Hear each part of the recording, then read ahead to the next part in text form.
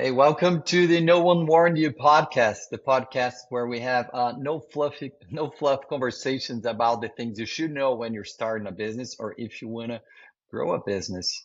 And I'm Henry, the host of this show, and I have a long journey with business and entrepreneurship. And today with me, I have Tom Williams. He is the founder and CEO of Supercase and Tom, it's great to have you here. Thank you so much. Yeah, thanks for having me, Henry. How you doing? Doing good, man. Doing good. I'm excited, and I'm excited for what you can add to the podcast. Very honored, actually. And as we start, would you just tell us about who you are, what you do, and what Supercase does? Yeah, I started my career in marketing. I moved into marketing and sales when the VP of sales said, "I don't know what the hell happened in a board meeting," and boom, I'm the VP of sales and marketing. But I really like those two roles reporting to each other because then you're able to both execute the strategy and the execution all in the same place.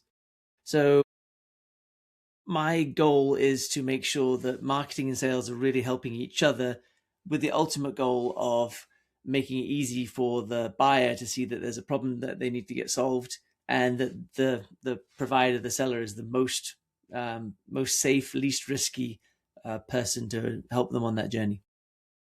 So that's so that's so good. And Tom, since you're talking about it, why is it that rather than going side by side, out of your experience, where do you see that why marketing and sales many times it seems like in an organization they are opposites rather than Yeah, friends? I mean, I think it comes down. There's a lot of tribalism and who owns what ism, and just raw, ugly power politics in organizations.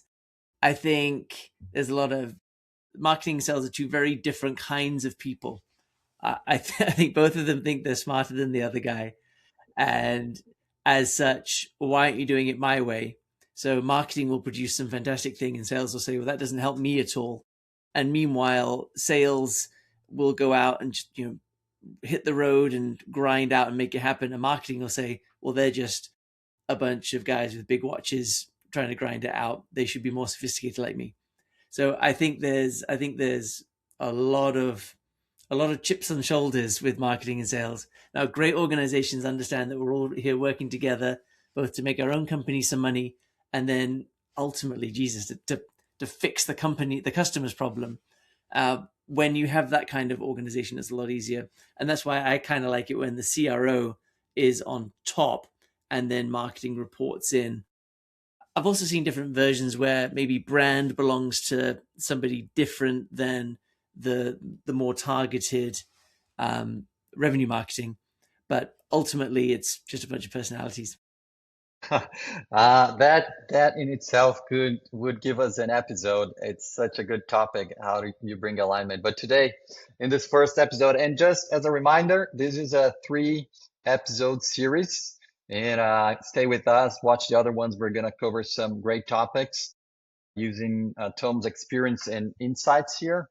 And well, one thing I noticed as I grew as an entrepreneur, Tom, is that many times we fall in love with the idea of the product or service that we're going to sell, and it seems like it's a great thing, but when we put it out there in the market, then it kind of hits us, oh, what happened here? It's such a good thing, why why it's not selling? So the topic of this episode is your product is great, that's why no, nobody's buying it.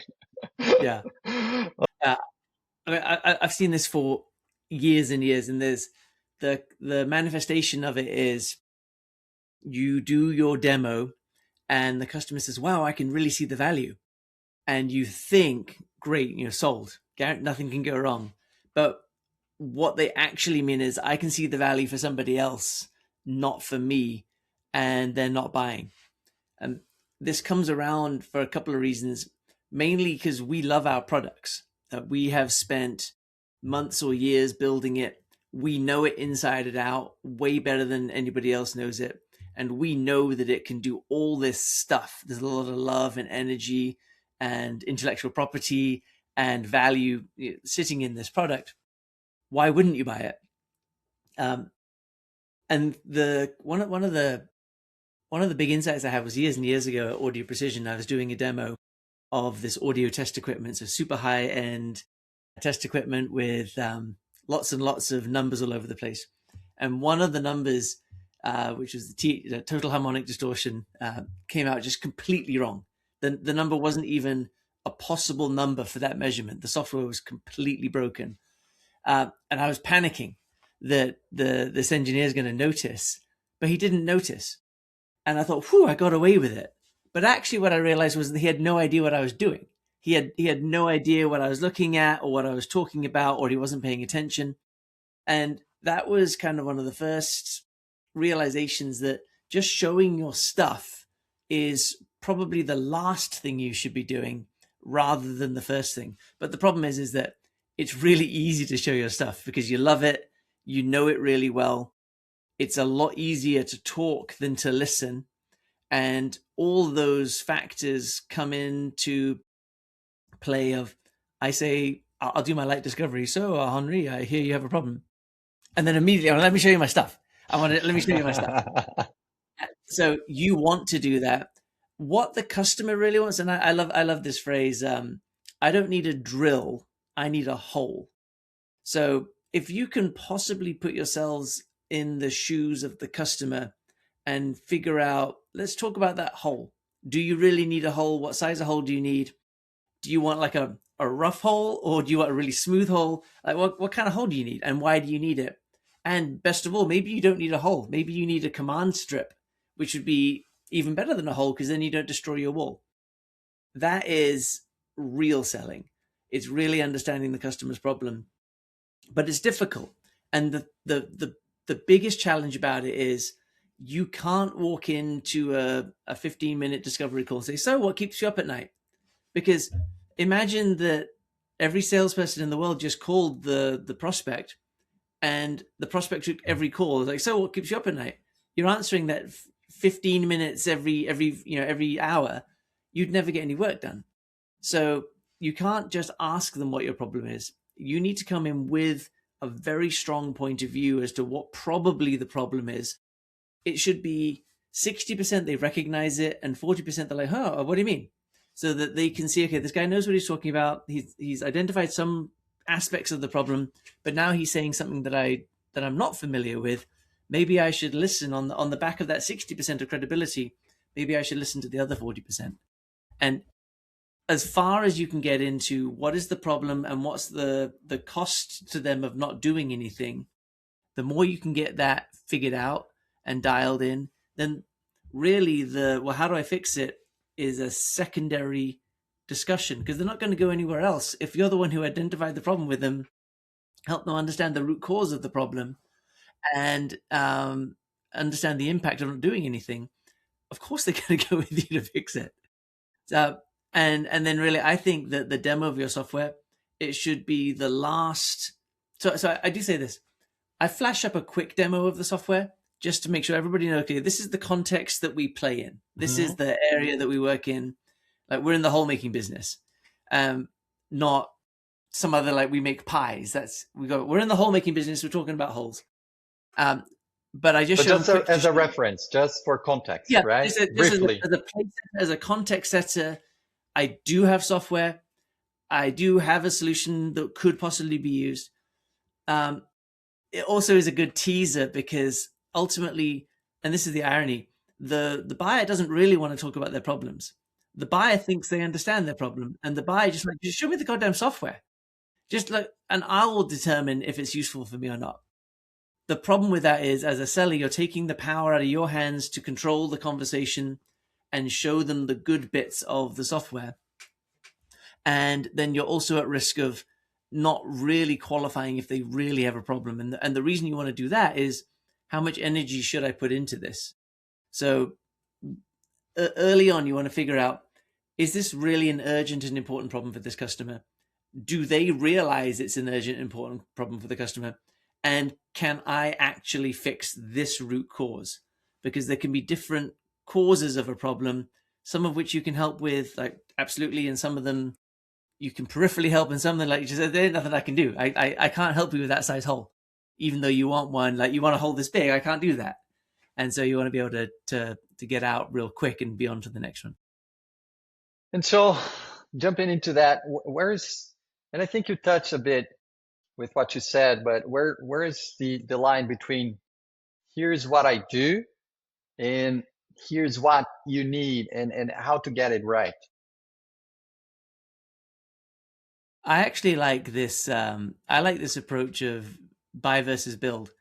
So if you and this is a player move. So you got to be very confident in your industry to be able to do this. You can't just be a demo jockey kind of guy. You need to actually know your customers' business. But say, why don't we look together at how you'd fix this yourself? And by doing that, you can get into really understanding what the problem is and how they would do it themselves. And then you can kind of poison the well a little bit and highlight all the difficulties that they will encounter trying to fix the problem by themselves. But you've then established if you like, a plan of attack for how to get from where we are today to the promised land in their language. And then say, well, you know what, if you automated this, or if you clicked here, or hired my agency or whatever, you can do it a lot faster, a lot lower risk, and you'll avoid these danger zones that we highlighted. So ideally, you're talking about the problem and how to fix it in the abstract for a while. Like, how do we fix this? Do I need more training? Do I need more hardware? Do I need to go talk to a different market? What do I actually need to do? And then once they figured that out, once you've got the fix, then you ask, well, how do I do that? Because a lot of people say, here's your problem, and the fix is buy my software. And it's this magic black box. But if I don't really understand the change that you're asking of my organization, and how you're gonna make that change be less risky, faster, cheaper, more reliable, more long lived, then you're gonna be you're not really giving them a whole lot of surface area to get their hands on. So simply presenting the solution is not the way to go about it. Well, it's like solution with a small s. Like, what is the solution? Like, I want a hole. Well, you go drill a hole. And well, how do you drill holes? Well, there's a bunch of different ways you can drill holes. And so it's solution with a small s of what are you actually going to do to fix your problem? And then the question is, well, how do I implement that solution? So problem, fix, implementation. And that's where you can say the implementation, here's how you do it by yourself. Here's how you do it with me. And here's what happens if you don't do anything at all. So now they have a real choice ahead of them. Do nothing, fix it themselves, or go with a vendor. And I would challenge you that there's no problem in the world that isn't solved by one of those three answers. I can do nothing, I can do it myself, or I can find a vendor. And the cost of not doing it, I think that's a great thing to present, because once you realize, oh, this can cost me a lot, it makes it so much. Yeah, it's a great. What I like to do is show it over quarter over quarter. And so when they say no, we're gonna push this off to next quarter, I'm like, okay, why are you waiting another $2 million? But like, I'll be here in a quarter. Wait another $2 million if you like, and that will help them make the case internally. Like, we really should move faster to fix this problem. It's more urgent than we had thought it was, and we really should fix it. That's so good, Tom. And as we are about to end this episode, I have one last question for you. So, if someone's product is genuinely good, okay, but it's not selling, what is it the first thing you think they would have to change tomorrow? You got to stop talking about your product in your outbound. Don't talk about your product at all. Your product is totally unimportant. Share an insight or one of those root causes of the problem, And that root cause is the thing that you actually fix. You're not fixing the high level, my sales suck, or my manufacturing department is slow. You're fixing the root cause. So get the customer to be aware of what that root cause is, and that earns you the right for a conversation. Tell them something that they don't know. Tell them something that only you know that nobody else knows about that root cause, and that will earn the right for the conversation. And then if you can't close it after half an hour of them agreeing that they've got a problem, maybe your product's not as good as you think it is, and go get a job somewhere else. Tom, this is such a good way to end this episode. Thank you so much. So much value in just a short conversation. And remember, we're gonna keep talking to Tom in the next episode where we're gonna talk about the keys of death in products and business. So see you there. Thank you so much, Tom. See you next episode.